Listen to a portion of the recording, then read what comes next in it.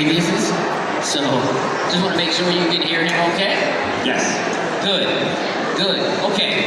So, first and foremost, I'm positive that we have people that have questions in there. Are you okay answering questions from people? Absolutely. I depend on all of you to come up with questions so that I can have something to actually say.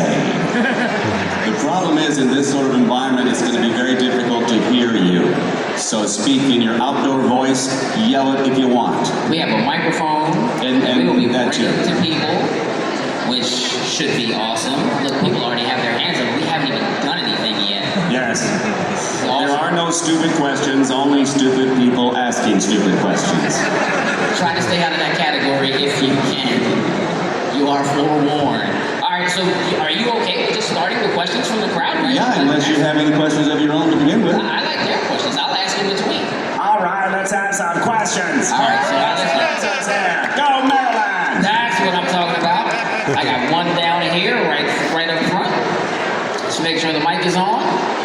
She's so excited. So excited. She's sharing my table. She's very excited. Okay. One device at a time. Right. What's your question? Hi. I was wondering, when it came to the Stephen Hillenburg tribute for the Super Bowl in 2019, did you look at the script and think to yourself, I don't think this is what the fans want? And did you try to maybe tell the NFL, hey, I don't think introducing Travis Scott is what these people want? Okay, first and foremost, the way it came off was not the way we planned it.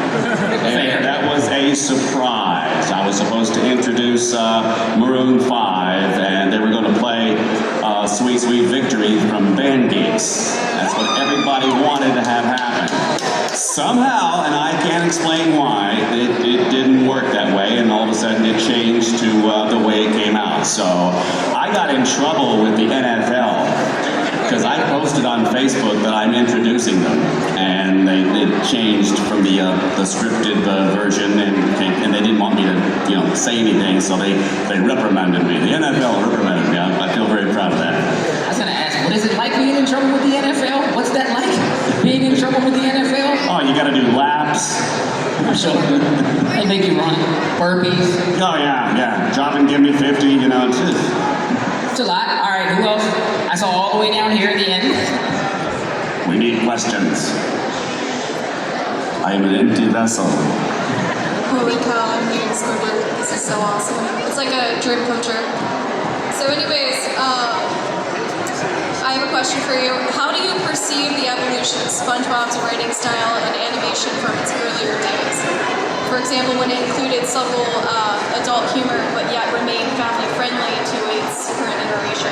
Specifically, I'd like to know your opinion on the new style of writing. Do you find it appealing and consider it an improvement, or do you perceive it as a step back from what made the show enjoyable for adults? I'm sorry, could you repeat the question? Basically, it's lost some of its adult humor, but and also it looks completely. Well, I would disagree that it lost its physical humor.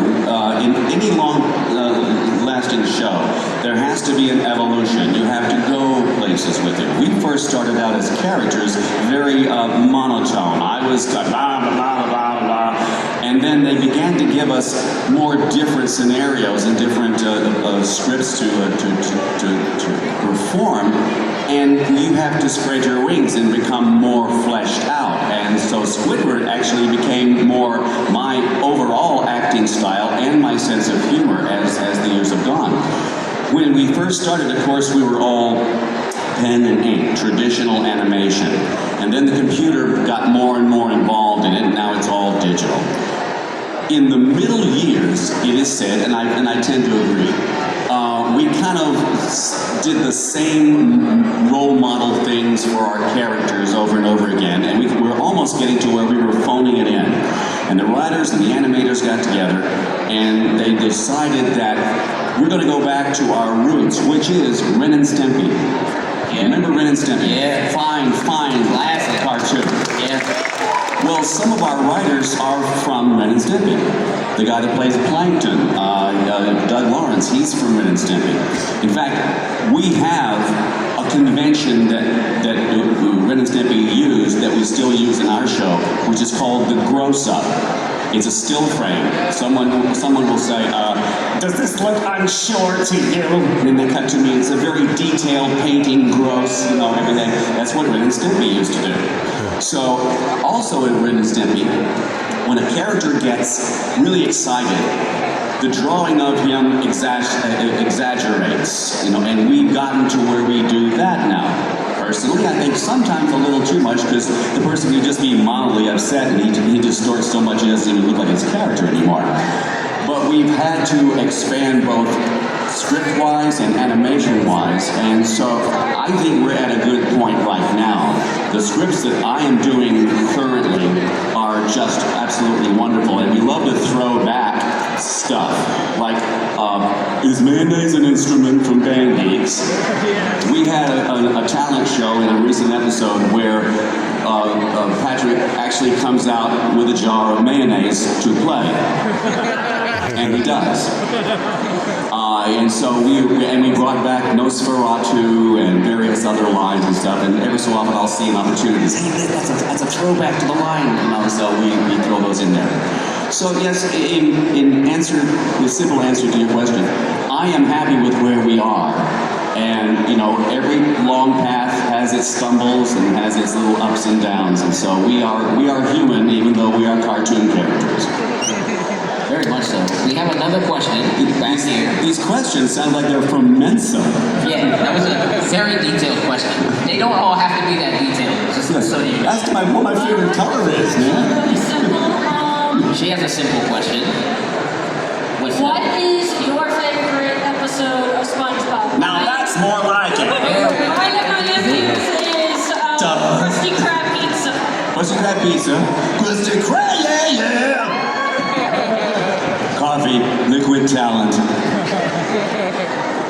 My favorite episodes. I have several. I have to say, collectively, I believe that Band Geeks is everyone's favorite episode. Yes, we love Band Geeks. Band Geeks, it has those quotable lines like the mayonnaise line, and there's a little point in there that is just my little favorite visual gag. They're just getting ready to go on stage, and Squidward comes in, and he said, "Is that your band?" And they cut to the band, and SpongeBob is in the front going. And it cuts back to me, and I'm sheepishly saying, "That's his eager face." It's one of my just little silly moments that I really like. But yes, pizza delivery and dying for pie is one of my favorite. We have some fans up here. Tom Kenny and I have every so often we have just episodes that are just he and me, and we have a nice chemistry. If you're one of the older people, you remember the TV show The Honeymooners, and there was this goofy guy, Norton, and there was a big blustery guy, and every so often the goofy guy would just go on and on and on and on and on, and finally the big guy would just go, "All right!" So we do that a lot. And it showed the soft side of Squidward that he wanted to give SpongeBob his nice day, but a lot of good little gags in there. Also, the hash-slinging slasher. Yeah! There's another one, as shows have gone on, we do live-action cuts, and I've got a couple of them, including the entire show where we're all doing our characters live-action. But there was a show called Goons on the Moon. Sandy's rocket goes to the moon, and Squidward is a stowaway. And he gets out of the ship, and he falls into this cave system under the surface of the moon. He's trying to get his way out. And he pokes his head into a hole 3 different times. And each time it's like something live action, like he's inside a guitar at a country band or whatever. And the 3rd time, he sticks his head out, and he comes through the animation computer screen of an animator at Nickelodeon. Well, I wiggled my way into being that animator. So he sticks his head out and sees the real world. Ah! And then I see the cartoon character coming out of my computer, and I go, "Ah!" and it's the same screen. So it's our little Easter egg. And I just did another one where I'm a pizza delivery guy. Not the old episode, but a new live action Italian guy. Hey, you know. So those are always fun. I think we should have a live action spin-off, actually. While we're moving to our next question, because I know we have other questions, we got to come back on this side. We have some good questions over here. While we're moving that, what were the things for you in animation when you were growing up? What did you watch? What were the things that you loved? There's a very good similarity, and I always mention this, Looney Tunes. Now, Looney Tunes is what I grew up with. They're very similar cartoons because we're both 11-minute shorts. We're not half-hour cartoons. We both use classic cartoon animation. In other words, you get hit in the face with a frying pan, and for a few seconds your face is the shape of the frying pan. SpongeBob goes in a frying jag and he becomes a lawn sprinkler. You know, these are things that both of those franchises built upon, and you can really only do in cartoons. Well, of course, nowadays you can do it in CG. But that's our link, and so many people come to me and come to us at Comic-Cons and thank us for their childhood. And that's one of the most wonderful things for us. And that's exactly what I would have said to Mel Blanc if I could have had the chance to meet him. So we're very similar. We're very irreverent in certain ways, just like Looney Tunes, Bugs Bunny. So it's a high bar to aspire to. Do you have a favorite Looney Tunes character? I gotta thank Daffy Duck because he's kind of like Squidward. He's always getting the short end of the stick there, and his response to getting that bad occurrence is what's fun. In that same line. Yeah. Awesome. All right, so we have a question over here. We got a little Pikachu over here. What's your favorite show? My favorite show? Let me think. Favorite food? Favorite food. Favorite Just gotta match. food. It's a little, yeah, favorite food. Coral bits. They're crunchy, they're tasty, and a little salty because of the seawater. We got another question back here. We got a couple back here. Let's move back over here. She's bringing you a microphone. Don't try to shout. It's fine, we got it. The microphone is on its way. What's the Krabby Patty secret formula? I can't tell you, you'd have to die. You like Krabby Patties, don't you, Squidward? That one shot, that one gag, we call it, of SpongeBob, that look in his face. It's my favorite look SpongeBob ever has had. You know. No, I don't like them. What? I keep eating them. What's gonna happen? Am I gonna explode? No, it'll go to your thighs. Then you'll explode. Perfect. We have super fans down here. We have a few more questions we're going to move through. I got a couple that are over here, hands raised high. We're working our way over to them at the moment. Is there a thing that hasn't happened on SpongeBob yet that you would like to see happen? Squidward get his own show. Can we do that? Should we start a petition? Well, you know, Patrick got his show, which I think is very, very funny. There's other things I can't mention that might be in the pipeline, but there's things in the SpongeBob universe that are still going on. So thank God we are 24 years and still breathing. I like that. I like that. Where'd my microphone go? Right behind you, and then work your way that way. You have a question right behind you, and then work your way to your left. Is mayonnaise an instrument? No, Patrick, mayonnaise is not an instrument. Horseradish is not an instrument either. Right here, right here. Too bad right that here. didn't kill me.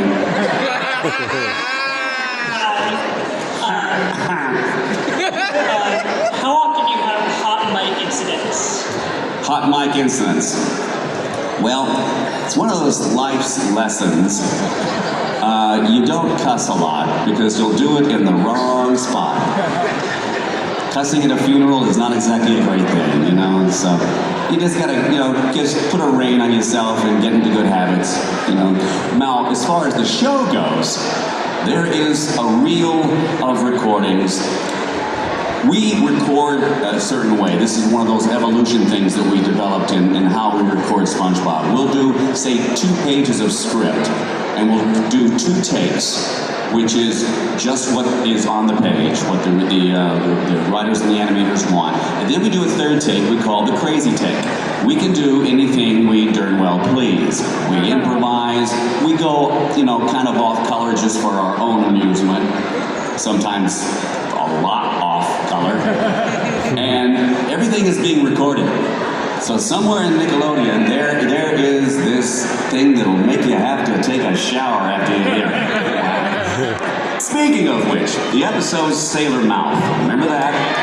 Yeah.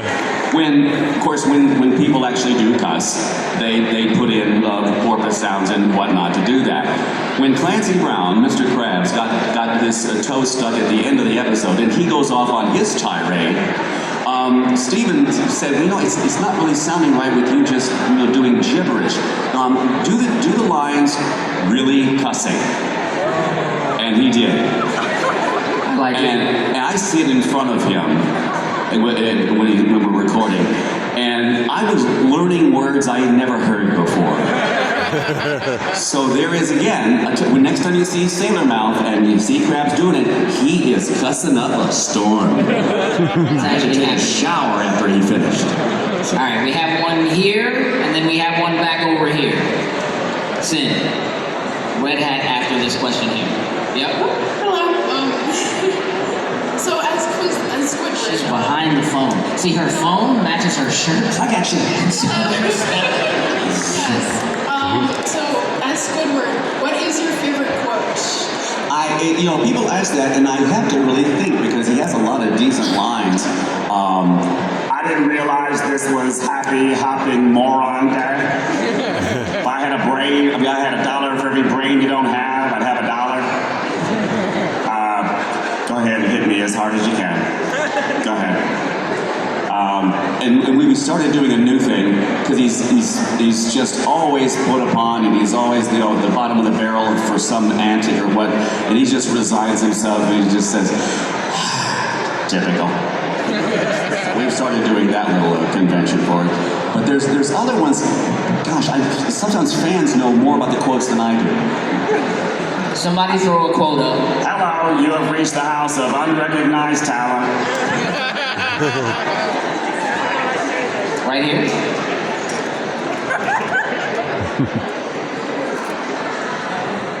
What do you think of all the memes they're doing around Squidward these days, like the handsome Squidward and stuff? Yeah, I guess I must be terribly behind the times because I haven't got into the meme thing. I just think it's like a bumper sticker. It's a small thing that you run a riff on, whatever thing you're talking about. But what I never thought would be anything, I never got it at all, was future. I never got the gag when we were doing it. I didn't understand. You're doing a crunch, and you go future. Okay, and it just caught on. It became this meme already. So there's certain lines when we come across them in new scripts that I say, that's a meme. Just wait and see. Now you can tell when it's coming. Basically, you know ahead of time. All right, we have a question back here from this young man. Why is SpongeBob so annoying? Now there's a question. Have you met my agent? I don't know.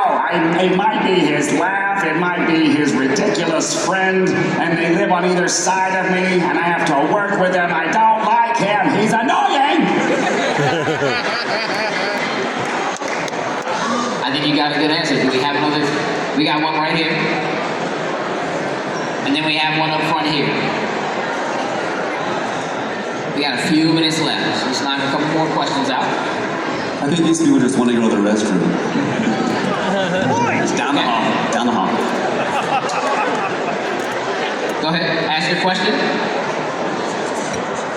Is this thing on? Yeah. No. Well, hello there, Hi. Mr. Squidward.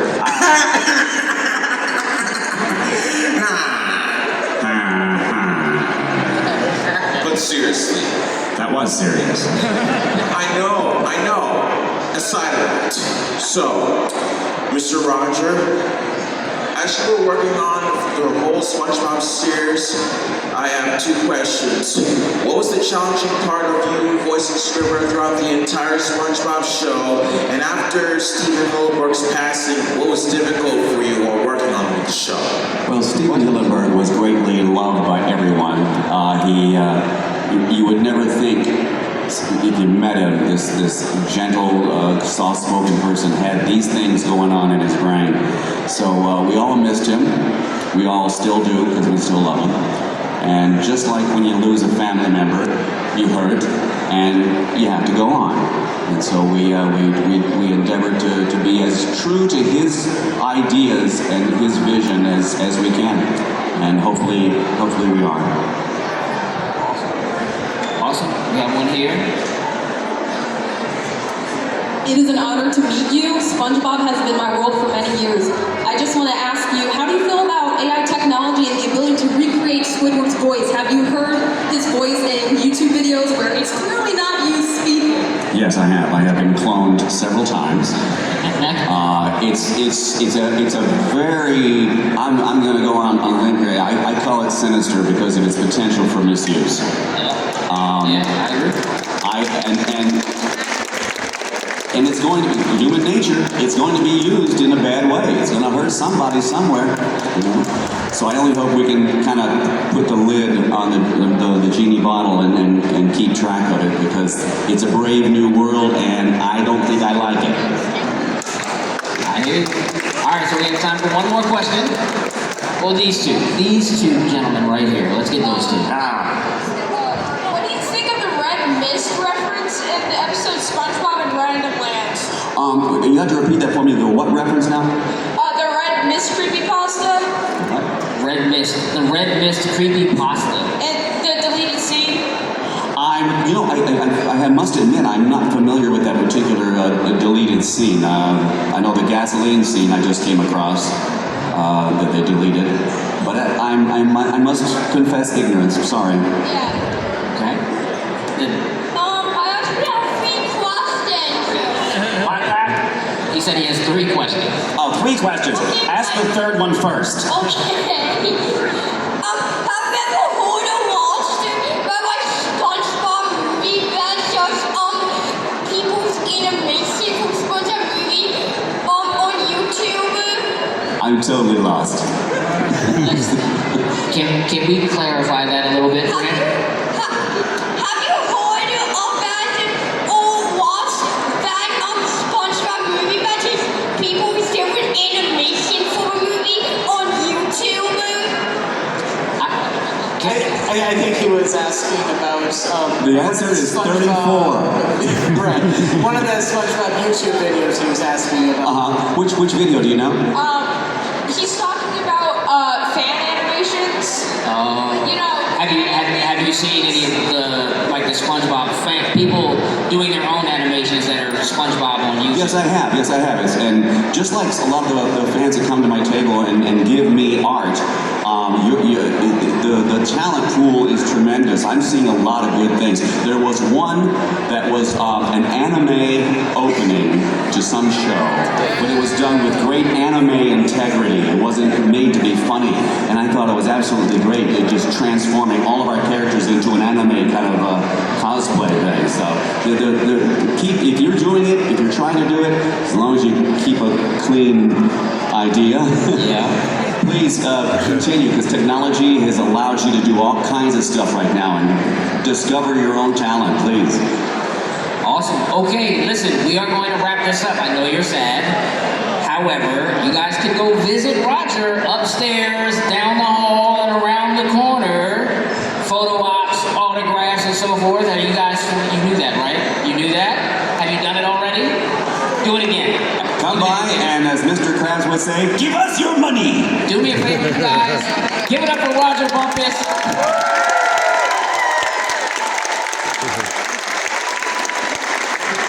Y'all were awesome. Thank you, you were awesome. Follow him upstairs. Let's go get pictures and photographs and autographs.